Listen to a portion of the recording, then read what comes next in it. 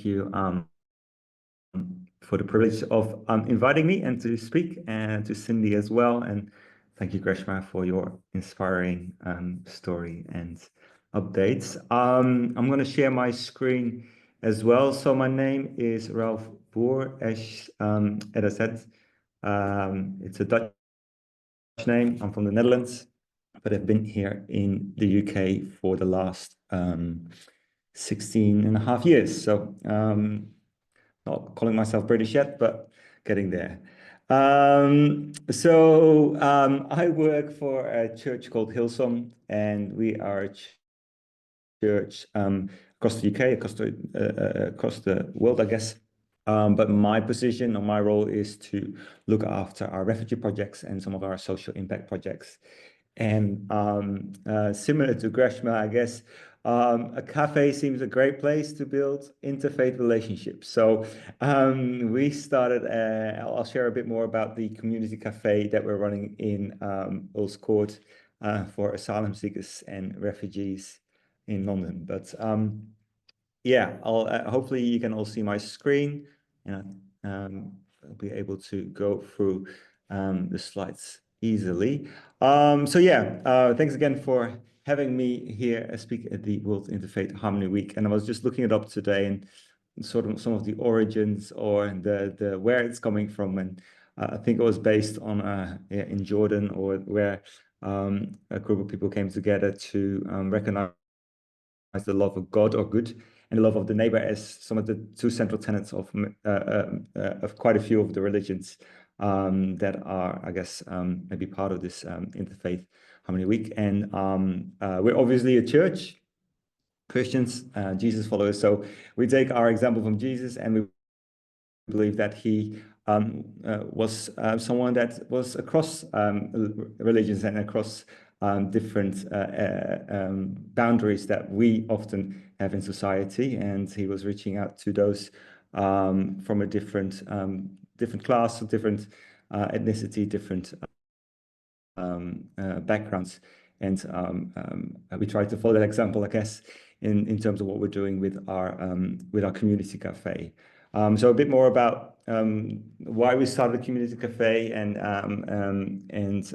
what it tries to achieve. So I've been actually working with in refugee projects since 2015 with our church, and started going out initially to Calais, to the refugee camp over there, and working, taking a group of about 40, 50 people every other week to Calais to help pick up rubbish and keeping the camp sort of clean, which was near impossible. But we were able to support people there and start our refugee work there. From there, we did different other refugee projects in the UK, such as community sponsorship, which is refugee resettlement for, at the time, mainly Syrian families and some Afghan families as well.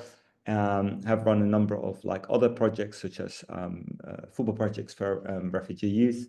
But then COVID hit, and if you might be aware of the issues with the housing for asylum seekers at the time. Many were placed in hotels across the UK, across London, and because of lockdown, because of the COVID and the backlog at the Home Office, many were there stuck for a long time and quite isolated. We initially were helping out with the NHS and doing some initial health screens and GP registrations and anything that was necessary at a basic level. But as the lockdown started to ease, and as the people were able to move a bit more freely, we're working with the people in those hotels, especially in the West London area, had expressed the need of having a space or a place where they could gather and not be in a hotel or in a home office accommodation, where they can just be able to practice their English, meet some local people, maybe have some food or a drink. So we decided to start a community cafe in Earls Court, together with another church called HTB, because we didn't have a physical space in that area, but we were able to work together with another another church there, and still do that, and we're still in the same place. So we started in October 2021, and have been going ever since. Pretty much every Monday night we're there. And as I said, like it was a group of Sudanese guys, especially, that were requesting if we could create a space where they could meet, where they could gather, where they could find some community. And so that's what we created in partnership with them, in partnership with other churches, but also with other organizations in the area, such as the council have been quite supportive, and other organizations, including Religions for Peace themselves. I guess the aim was to like create a community that was a warm welcome and had mutual respect for each other. And it's I'll show you the next slide, but because there is a wild diversity across the asylum seeking community, we had people from all over the world with different nationalities. And I guess just to maybe give some context to the situation that people find themselves in, if you're not familiar, but when someone comes to the UK and applies for asylum, they get placed into home office accommodation, such as one of the hotels that the government contracted at the time, and still does to a degree. They are there until their case is basically decided, which can take anything between a couple of months to a couple of years. And especially in the earlier years, it took 2 to 3 years at a minimum. Fortunately, we see a little bit more speed these days, but still it can be a protracted time of being stuck in a hotel, having to share a room with a stranger. Food is always prepared, and you can't cook yourself. They get £8 a week to live on. The first 6 months they cannot access education or anything, and they will not have a right to work initially. Maybe after 12 months they'll be able to. So it's quite an isolated and limited existence that they have once they get to the UK. So we wanted to create a space that was welcoming, where they could play some games, have some conversations. So you see on the table, Uno is very popular every Monday night, and have a meal. And let me go to the next slide. I guess this is a quote I found the other day and shared with our team. And it kind of like, I guess, encapsulates what our response is, our approach is towards the stranger in our midst, or the stranger in our city. I'll just read it out. In a world full of strangers, estranged from their own past. Oh, sorry, just have to move the videos, otherwise I can't read it. In a world full of strangers, estranged from their own past, culture and country, from their neighbors, friends and family, from their deepest self and their God, we witness a painful search for a hospitable place where life can be lived without fear and where community can be found. It is possible for men and women, and obligatory for Christians, to offer an open and hospitable space where strangers can cast off their strangeness and become our fellow human beings. I found this quote very apt for what we're trying to do, and I'm not sure if we achieve this every Monday night, but it's our hope and our aim that we can create a space where community can be found, and where people being treated not as a home office reference number, but as human beings. And that's what we're trying to do with our Community Café. I guess our approach, or how we go about it, we want to make sure that people feel invited. So we invite people through the networks that we have with the hotels that we work with, or the organizations and charities that we are in connection with. We try to include those that we serve and our guests of our cafe. So making sure that everybody is welcome, everybody can find a space on the table, and then try to involve them. A lot of people from our guests have started helping out with volunteering, of helping out with cooking some of the food. We have a bit of a rotation of different cuisines across the month. So we have like North African food, we have Middle Eastern, we have Latino food, we have I'm forgetting one. important one. Iranian food, yes. So we have a bit of a rota in terms of like who helps us out. So we want to make sure people are involved and engaged, and then we hope them to integrate. And especially when people get their status or their visa to stay in the UK, that's important. But even before that, we want to make sure they feel like they're part of a community. They feel they're part of the Earls Court local community, and helping them understand how British I guess culture and life works here. Just to give you an idea what a Monday looks like in terms of nationalities or numbers. This is from last year. As I said, we get a wide variety of people coming to the cafe, including mainly a lot of Sudanese people, actually, a lot of Iranians, Eritreans, people from Syria and Kuwait, but also quite a large contingent of people from either West Africa or Central or Latin America these days. It kind of depends on the years and well, not necessarily the season, but we've seen different trends across the year, across the years that we've been doing it. And initially we started out only with male guests, but at the moment there's a wide variety of women and families included as well. We have 2 hotels in the area that we get a third of our guests from, but the rest comes from across London, from Hounslow, from Wembley or Hillingdon or different other places in West or further afield. And we have normally around 80 to 90 people come visit the cafe, and about a team of 18 volunteers. And last year we'll be able to do 450 haircuts for people. As I said, like they only have £8 a week to spend, so haircuts is is nearly a luxury. So we'll try to give them free haircuts on the night with again some of our team from our church, but also people from the asylum seeking or refugee community who have the skills to barber or do haircuts, and being able to give out some SIM cards as well. But across our cafe, we get a whole range of different nationalities, but also religions. I think the majority will be Muslim, a lot of Orthodox, I guess, people from like Eritrea, Ethiopia, and then Christians from different Latin America or Christian countries, or Latin American or African countries, and but also other people from, say, India, Pakistan, or people of no faith. So we get it all, I believe, on a Monday night.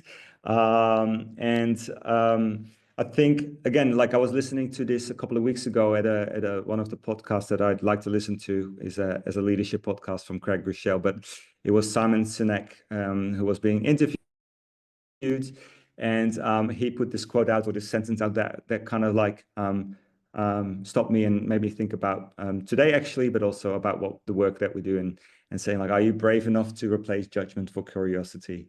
And I think we're often so quick to judge and to make snap judgments about people, and maybe people of different faiths or different backgrounds. We think that we know how they work, or how they will behave, or have some preconceived ideas. But I think this statement helps us to think about, okay, maybe I can be curious and find out why people do the things they do or believe the things they do. And I think that's something that we want to foster within our community cafe, to make sure that we have a mutual respect for each other, and try to understand how we work as Christians, as Muslims, as Orthodox Christians, or anything else that people might believe in. So just a bit more about interfaith collaboration. As said, like we've been working with Religions for Peace for quite a few years now, and and I think it was 2022, we were able to work together on the international, always get this name wrong, the International Youth humanitarian fund, I believe. And we're able to put on a number of events since 2022, 10 events actually since 2022 across the UK and across London, and with the aim to help refugees, I guess, integrate, get a deeper understanding of each other, but also of the UK, and help towards, I guess, multi-religious literacy, as you say it, in very good words, but just to try to understand like what other people believe and what makes them, believe what they believe. So we went to different places and different sites and different celebrations. A few, and I'll share some photos in a second. But we went to Cambridge, for example. Went to the Eagle Mosque there I think it was actually about a year ago now, and saw the beautiful mosque in Cambridge. That was it's quite recently built, but it was a great visit there. We did a whole tour there. We visited a church there as well. Visited different other places, actually a college and a college chapel there as well. We have been to Brighton and did a Religions for Peace bingo along different places of religious significance in the UK. Or in Brighton, actually. We've done a number of museum visits, including V&A a couple of weeks ago in London, where we were able to, again, like visit the different galleries and find out about the different religions. And there's a lot of, I guess, I think what we noticed, actually, especially with the last visit or trip that we did to the V&A, is that there's so much crossover between our different religions as well, and especially Christians and Muslims. They were surprised of how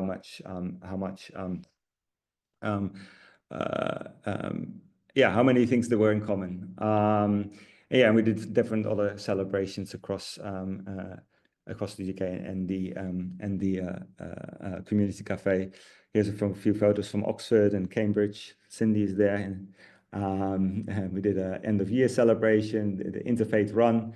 And I think just having this opportunity where people from different backgrounds and different faiths come together and share a day out has different outcomes and different impacts for people that that are part of it. We've seen different friendships across backgrounds and religions and nationalities develop. Even relationships develop across different religions or backgrounds, and I think it helped everybody understand each other's faiths or non-faiths a bit more. It helped us to approach the conversation about what do you believe and what do you believe. But I think it created a cohesive and vibrant and warm community. And I think anyone that has come to a community cafe on a Monday night can attest to it. And if anyone is not far from West London, please come along on a Monday night in Earls Court. You're welcome to join us. But yeah, having that community just puts really value on people. And I think having that safe space where people can be who they are. We have all kinds of faiths coming in, and we give them a space. Like we have to do an English class, but there's a place for prayer because we do it on a Friday. So our Muslim friends often want to pray during that time. So have that understanding and that space and that I guess that's respect for each other. But it also helped us understand, or I guess understand more of the UK, its culture and its places. Again, asylum seekers are placed in one place. They don't have much choice, but having been able to go out to different cities, different places, different museums or organizations, help them understand, okay, this is how this works. Okay, Oxford is actually a really nice place, and outside London there are great places as well. So that if they have to think about their future after they been through the asylum process, that London is not the only option, and that there is a lot of other places that could work really well. For myself, I think it's through this work and through what we've been able to do with Religions for Peace has helped me understand a lot more about the different faiths and different people groups that we get. I feel my life is a lot richer since I started doing refugee work, and because working for a church, it can be quite insular, but I feel like the privilege of my job is that I've been able to go out and meet a lot of other people from different backgrounds, different faiths, different nationalities, and I think that makes us all better people if we learn more from each other. So I'll leave you with that. Thank you for your time and your attention, and hopefully that was clear.